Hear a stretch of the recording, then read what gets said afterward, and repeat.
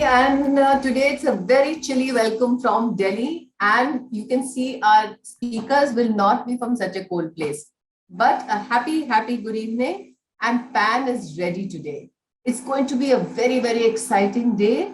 Pan is busy collecting batteries and wires and an old battered car. His mother asked him what he wanted to do. And he said, I wanted to run on its own. I wanted to go and come when I give it a call. I wanted to come near and go far. You know, I met a robot today. He told me that I can build robots too. All I need is ideas few. All I have to do is to think in a sequence and set a path. He said it's the first step and it would be enough for a start. So mommy looked at him and said, oh, really? Will I have to buy you many things for this? Will you keep tinkering and will your reading and schoolwork be missed? So Pan said, no, Ma, it will help me to be really smart. For to build anything special is quite an art. I will have a mind that can really think and do so much more. And then reading and writing will not be a chore. So to tell us more about this beautiful world, which is new, it is a relatively new world. We have two very dynamic young people, and we have Payal Rajpal with us. Welcome, Payal. And we have Ayush with us. So it's interesting because when I think of introducing a person, rather than what they do just professionally, I look for what catches my attention about the person. So Payal, what caught my attention was these two lines that said, Payal believes that children from every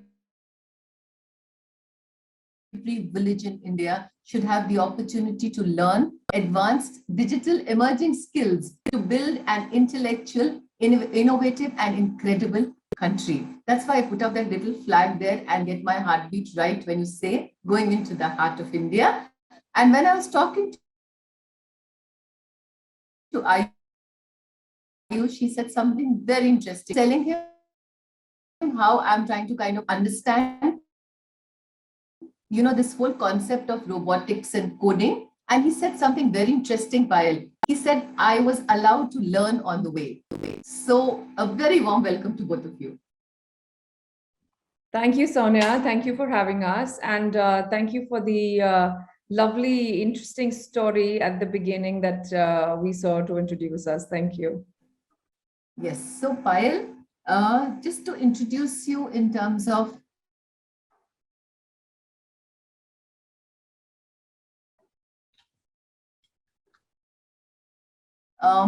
she's the director of International. And, you know, I today researched when I read founder of Hack the Crisis.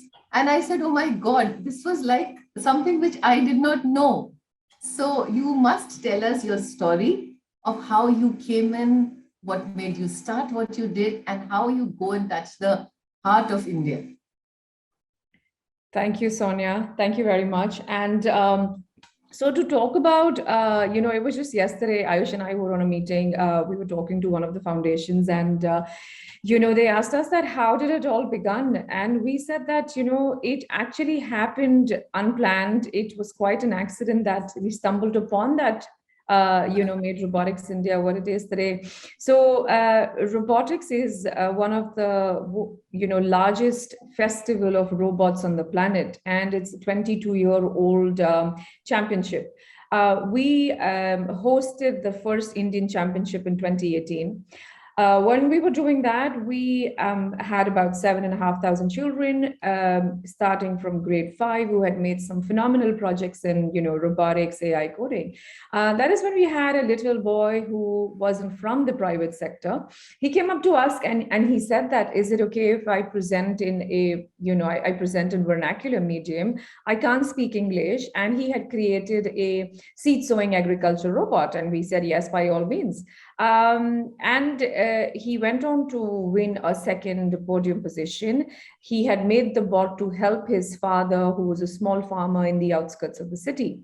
When we saw that, we were very interested to know his story. So he said he got the robot from his mom, who worked as a domestic help. So it was a hand-me-down robot, which was given to his mom from the employee as a toy for her child.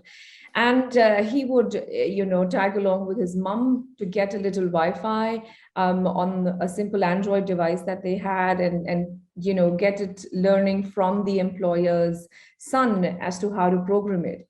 When we saw that, it really touched our heart to a point where, the child also went on to win the Asia Championship, where we had a translator for him. Like, he spoke in Hindi, we spoke in English. And it was amazing to see that there was so much talent in the rural part of India, which was willing to solve real life problems. That was when Robotics India was born. And to talk about Hack the Crisis was born in March 2020, when the largest economy of the world was in lockdown. There was a movement called Hack the Crisis World, which was finding solutions on COVID-19. And we joined the movement as Hack the Crisis India. It was the first largest digital hackathon championships that was ever conducted in the country, at the sheer magnitude of 15,000 entries and 3,000 participants, and some amazing solutions, from low-cost ventilators to digital AI hospitals, the works. So this is our little story on both our projects. My God. So, when you were talking, I normally have this list of questions which I never can reach, because every time the speaker speaks, I look at something and say, oh, I need to know a little bit more about this. So one thing that caught my attention was, this child didn't have very much. Not at all. And then you said another very nice word that said real life solutions for real life problems. So many times in your experience, do you find children who actually face these problems, who go out there and find solutions more than, problems which are sort of perceived? It's a perceived problem, and it's an experienced problem. Do you see that happening all around you? A lot, and I'll sort of give you two examples here. One, talking about the youngest participant of Hack the Crisis, a 7.5-year-old child who created a last mile delivery drone. The reason why he created that is because he said that there were such long queues to be able to go out and buy groceries, and my dad had to be in the queue alone because my mom was at home with us. And to find a solution to this problem, the child from tins and cardboards created that drone. And that's an example of someone who had access to a laptop. His father worked in the IT sector. And then when we take examples of children from the marginalized communities who we work with from government schools, Ayush here works very closely with the kind of projects that they make. So, I would like him to talk as well on this topic. But we've seen those children not harp about home automation or Alexa or automatic car parking only, like we have otherwise. We've seen them create a solar cooker to cook rice in the sun at a particular time when the sunlight falls in that part of their house, because they live in these tiny homes, via robots. Someone's created a biomedical waste bin that can go in those little, chawls of theirs where people can dispose waste. Ayush, you can tell them about Anjali and the other, innovations that you've worked with as well. Right, and some of the most interesting projects which we've got from these students are not so fine. Usually we are the ones who are telling them, oh, this is some problem you can pursue. But a lot of the times, these students have a personal, a problem they can connect with on a personal level. So, for example, one student had created a garbage collector robot, as there was a lot of problem of waste disposal in an area. So this robot would basically go from house to house to collect the garbage in order to reduce the human contact, especially during these COVID times. And one of the projects was when a student created a robot which would remind the people to wear a mask. Like it had a speech feature, and so yeah, so like I feel like these students, they, and as like all children, they perceive the environment so thoroughly, so they do know the problems the society is plagued with, and we are just providing them the tools and the right mentorship, and the rest is just their magic, I guess. Yes. So I think that is one another key thing that says that you're allowing them to think for themselves. You're not saying this is the problem. Now find a solution to this. I think that's one. Also, like I was telling Payal and you, that I have had to today sit down and read up to understand. If I say robotics or if I say AI, if you have to explain this to parents, or if you want to equip us to explain to parents, what is it that it does for children? Or what is it that they will need? How would you want us to do it? We have a whole lot of teachers who will listen to us. जैसे मैं हिंदी में भी कहूंगी कि बहुत सारे हम लोग हैं जो रोबोटिक्स के बारे में, कोडिंग के बारे में सुनते हैं, एआई के बारे में सुनते हैं, और हम चाहते हैं कि हम इसको अपने बच्चों तक लेकर जाएं. तो आप हमें इसके बारे में अगर थोड़ा सा बताएं जो हम आगे पेरेंट्स और बच्चों को बता सकें. So I guess I can answer this first, because even for me, before I joined robotics, like robotics and coding, it was fairly new to me. I'd done my engineering in chemical, so this was a really new concept for me. And but what I learned about coding, robotics, was that it is like a sequence, a logical sequence of steps that you're creating in order to achieve a particular task. And when it comes to robots, the simplest way you can explain is that it's a machine which will just make your work easier. It can do what humans can't, and sometimes it can do that more efficiently. So I guess that is the simplest way which I can explain about robotics. Okay, so I'm going to ask a question to Payal now.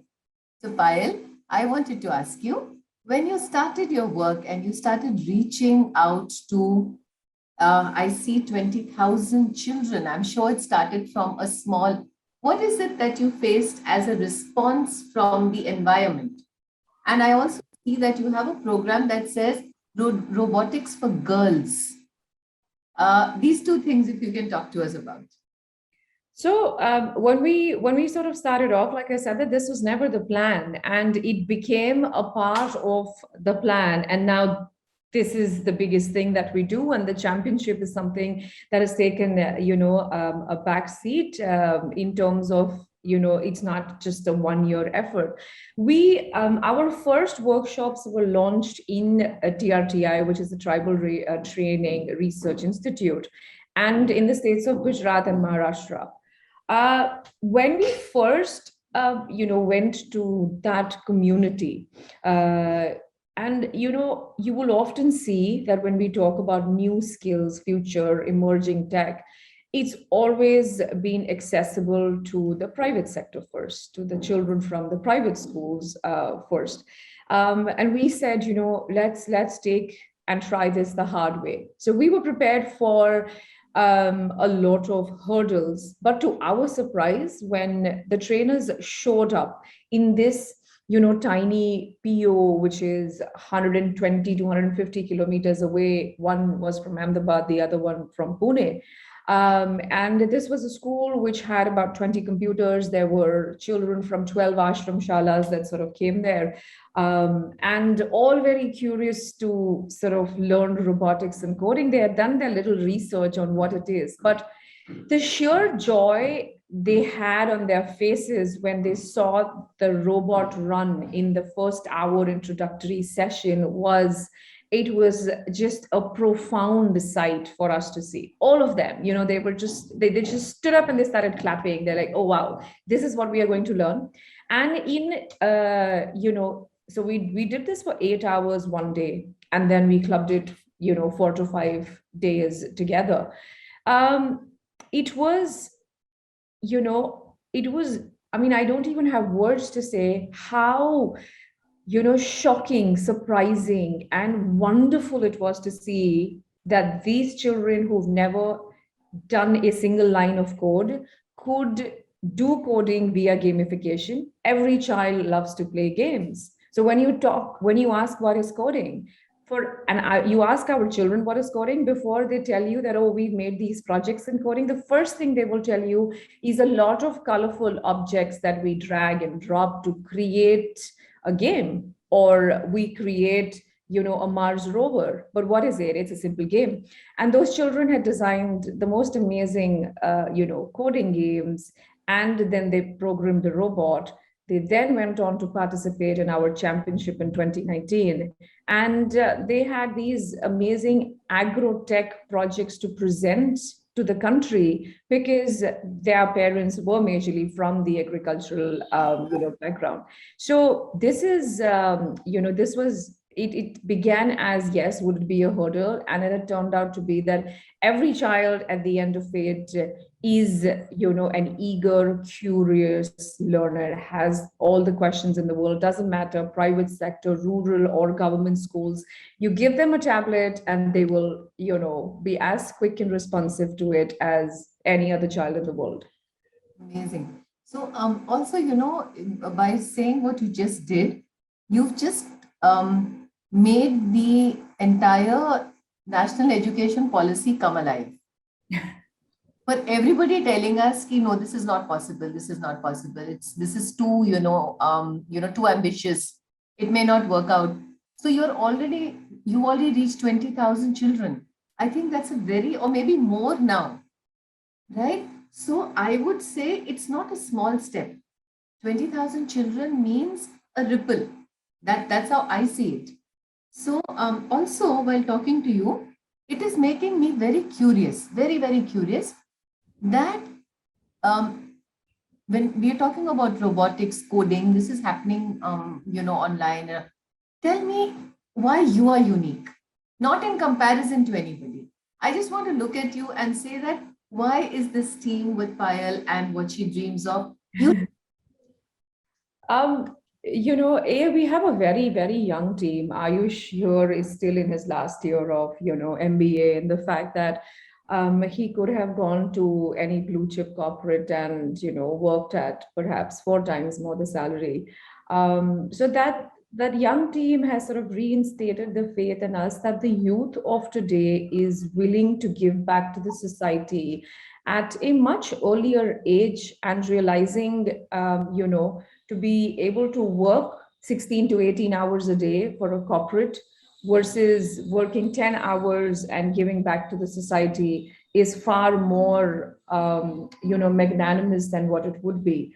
So that's about, me and my team, and the passion and the zeal that our entire team works with is very infectious to everyone else around. So, we've taken on a pro bono project with WNS called Cyber Smart.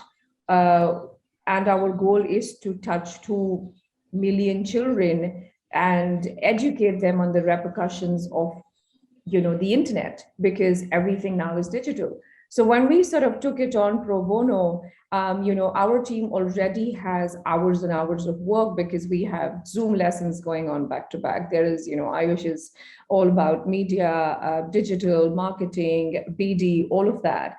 But the team just took it on and they said, you know what, we will do it. We will sort of go ahead with it. So I think a lot of zeal and passion that is seen in the team. And when we speak to any corporate donor, the first thing, and when you say that what makes us unique, I think it's the people who we work with have given us that rise and shine and sparkle in us. Every corporate we speak to, the first thing they say is that, this is a fantastic program. How can we be a part of it? If we do not have funds, can our employees come and be of help to the children? So, whenever we have sort of 3 minutes, we'll play a video about, who we are. And when you see our children speak so impeccably, that's also a collective effort where, the corporates have come in and helped us.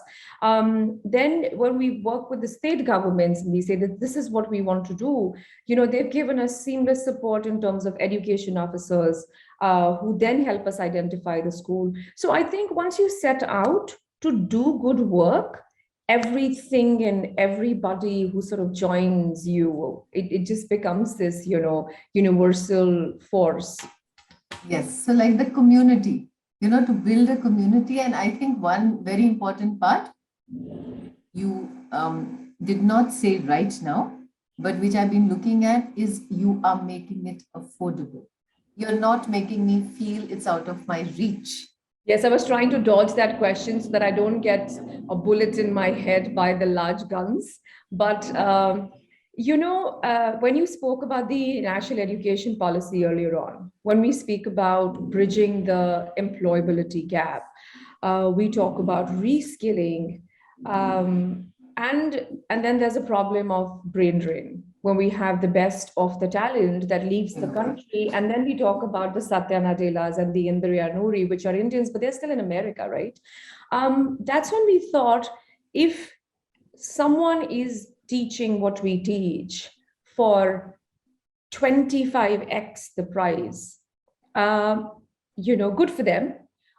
We don't want to do that. So we made sure that coding, robotics, AI, IoT are not terms which intimidate children or parents anymore. Just this morning, we had kids come to our office to collect, free laptops, which were a part of a program where they won a prize, and they came to collect it. You should have seen those children. These were children of a rickshaw driver.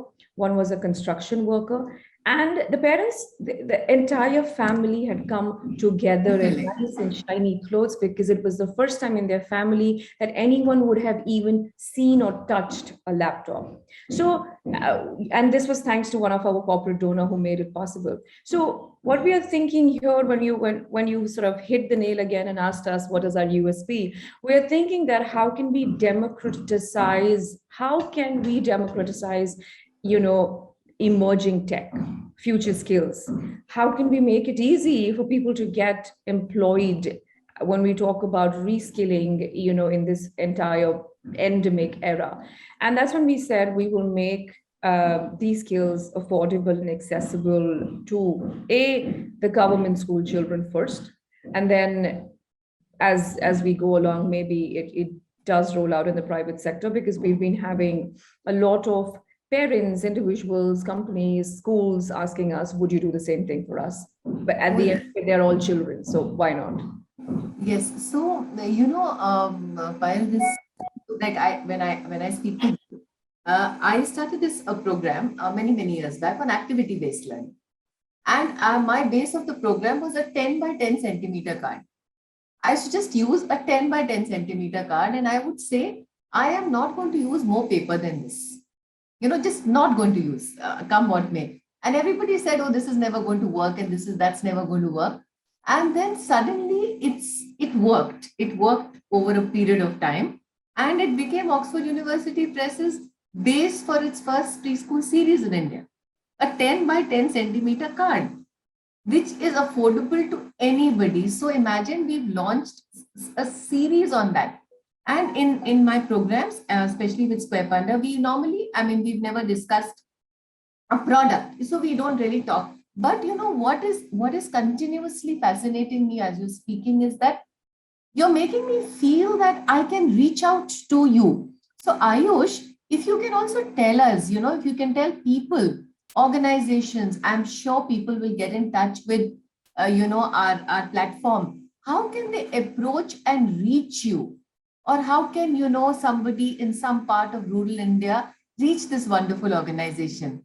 If you could just explain that to people, put up a small, thing, and we'll of course follow it up with a contact that people can reach out. Right. So, firstly, we have always been active across all our online channels, whether it's Instagram, Facebook, LinkedIn, Twitter. Plus, we have like an official mail ID, which we'll of course be sharing with you later. So for example, we had earlier like floated a few Google forms where people from these various schools, like teachers, principals, who wanted to do like implement this program for the organization, they had contacted us, and we make sure that anyone who contacts us, we are there to help them. Like it doesn't matter like what the task is, we'll be there. If you're contacting us, if you're taking the first step connecting with us, we are going to be there to help you out with that. Plus I feel like a lot of the media, like blogs, have also helped us a lot, because we had a couple of stories published about us. And so this is how we reach the common people, people who got to know about us. It spread more awareness about our organization. And so yeah, I guess like they can just contact us through any of our channels, and we'll be here. So yeah, that's one whole reason why I asked you this question. I know if I type your, your name of your company, 100 things are going to come where I can reach you. But I wanted anybody listening to this wonderful team of people, is that they mean that if you reach out to them, they will reach back to you. They may take a little longer. Maybe, everything cannot be done in one go. But the beautiful message that I am receiving is that they will get back to you. It won't matter which part of the country you're from, where you're sitting, and then you kind of work into a partnership and collaboration. I think that's a very important part. Also, Payal, what I'm understanding from your conversation and your is that if people from different parts of the country can actually take the first step, make some basic, platforms for you, then you move in faster and do much more. Is that correct? Yeah, and another thing, to add on to what Ayush said, our response rate, and I'm not saying this because I'm fond of my team, but I have seen it that any email, any message on Facebook or Instagram has never not only got unanswered, but it's always been resolved. There are kids who have gotten in touch with us saying, could you help us with our robotics project, to schools saying that, would you do this for us? We have only 100 children. There are schools from rural areas gotten in touch with us saying that, we don't have the funds. Could you help us? And then we see, sort of gotten in touch with our corporates and said that this is available, in this part of India, and would you be able to help? And there were always, prayers answered when we ask about help. And then when you talk about what is, let's say, a foundation which is needed in order for us to roll this program out, a Android device. That is all what is needed for us to roll this program out. As far as the home that the child lives in has one Android device, that's all that we need, because we have a very robust kind of a LMS. So you can download it on your phone like a Amazon or a Netflix Prime. It doesn't take too much bandwidth. And everything is on there to read, quizzes to give. There are pre-recorded videos, and then we do live sessions. So it's just a single device that we need. And when we talk about working with, let's say, rural or government larger schools, then the model is a little different, where if they have 10 to 20 computers, it would be sort of helpful. So I'm going to ask you this question, which is going to come from a typical teacher. Okay. So how does this whole process of robotics coding help the child with the current boards, ICSE, CBSE, and state boards? This is a very favorite question of teachers. My child would do robotics and coding. How is it going to help my child to do syllabus? I'm sorry, but I deal with a lot of teachers, so I ask such questions. It's fascinating that this, even if it is a teacher's question who are constantly working with the students, it also went as far as to the World Economic Forum, and they put out the essential skills for employability in 2030. And then they put it into compartments. They said one is life skills, second is tech skills. So when I talk about the second, chart first, it has everything from design thinking to digital marketing, artificial intelligence, IoT, coding, robotics, all of it. And then when you marry it and map it to the first chart, the answer sits right there. That what are the life skills one requires to be employable in the future? Luckily enough, coding, robotics, and AI are subjects which are aimed at those life skills, which is not only guiding and preparing learners to solve their own problem, which we began our talk with, that, rather than presenting a problem, how can we get them to solve real world problems? So our conversation began with it. And that's how a robotics project level 1, year 1 ends, is with a capstone project. Level 1 is coding, level 2 is robotics. And at the end of every module, the children have to make a project, which they have to think of on their own. We will help them with a theme, let's say environment, agriculture, manufacturing, rescue drone, and then, the world's oyster for them. So that's number 1, which is, solving problems.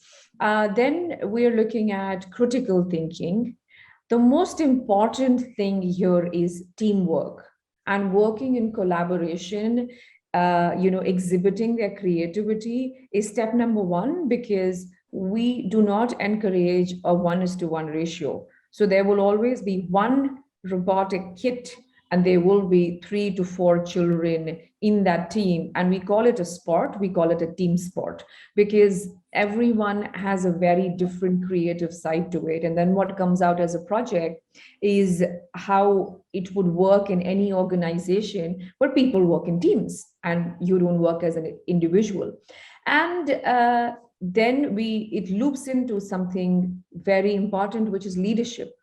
Because every time you progress, when the teachers ask us this question, we are like, your effort is to make sure a child goes from grade 6 to grade 7 and progresses further. When they go in college, it's the same rut. When they start working, leadership comes to play, because even then it's all about promotions.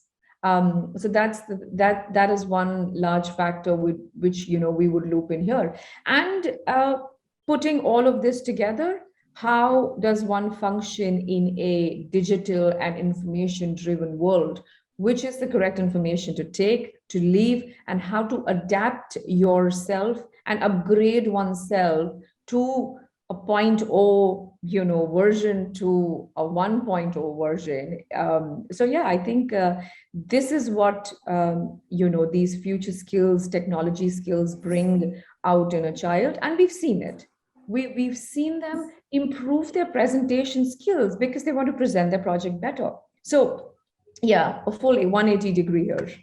Wonderful. So, just in the morning today, I was talking to somebody who had initially worked with the CC pattern of assessment, a very dear friend of mine. And she said, I wonder why when you say high order thinking, you people don't know much in the foundation. Yeah, you people will say the child knows A to Z, the child knows 1 to 10, the child, those are your benchmarks. What are you going to do about the child's high order thinking? So I kept quiet for a little while, and she said, do you realize that a child in foundation, that is, by the age of 3, 4, 5, 6, 7, is least conditioned to standard responses? That is one child who can imagine beyond any ordinary and can explore.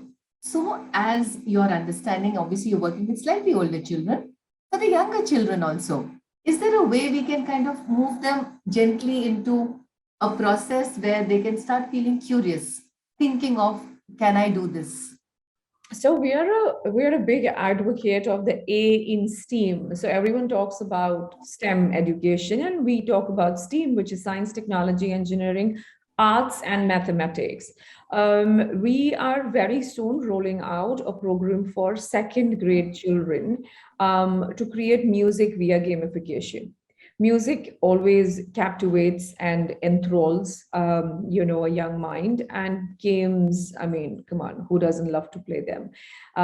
Plus, the children are very adaptive to colors, to blocks, to drag and drop technology. So we want to introduce that in government schools at the second grade itself. And this will then be, a first step towards understanding not just uh, how a student creates music via gamification, but then to get them activated for next steps, because they would be hungry to do more. They wouldn't want to stop just after creating one song. And then we can help them code that particular tune, so on and so forth. So it's been a lot of learning, Payal. Uh, I have been listening to coding and robotics, but I have never felt curious enough to actually go pick up and tinker. Now you actually triggered that off. So if you get a request for me to employ me, don't be surprised. I would love to. So this is yes. So you in the last about 35 minutes, you've helped us to understand that you have to have the intent. The person with the vision must have the capability to take things forward with not necessarily too many resources. The heart of India is ready to receive, and the foundation comes from needs of the ground. If there is a problem, this could be one way. I remember, Payal, I must tell you this. Dr. Abdul Kalam ji was my neighbor for a couple of months after he retired as a president. Delhi Cant mein rehte the across the wall. And one day I kind of went over, typical little space, and I showed him the work I do. And he smiled and told me that, I said, I do this, I do this, I do this. And he said, Sonia, don't do so much that teachers stop thinking, because thinking people will give this country thinking citizens. So Payal, I think that's what you're doing. You're creating a generation of thinking people who feel confident about solving problems and not complaining, So God bless you. No, thank you. Thank you so much. Bring Thank the change. Very interesting story that you, just narrated about Kalamji. And we've read a lot of his books that have been around innovation, technology, and his favorite, which were children, always. So the kind of thoughts that he had 20 years ago, also the ones that he's mentioned in his book of Target 3 billion or India at 2020, which was written in 1998, and the kind of work which is mentioned there in terms of not just technology, but also teachers, like you said, that what will the teachers teach if you're going to do all of it, and also how to make it, how to give when you get, in terms of information, so a very, very nice thought that you sort of are leaving all of us with here. So I always say that that when we meet people, we have to be very grateful for the things they do for the country. And as you were saying, Ayush, I'm so happy that you decided not to go, just choose this path. Let me not say what you did not do, but I'm happy that you chose this path. I'm also very grateful to both of you for this time. I know what time means when you are going out and changing the world. So God bless you all. Keep changing the world and keep going forward. And we'll tell the whole world the story about you. God bless you. Thank you. Square Panda.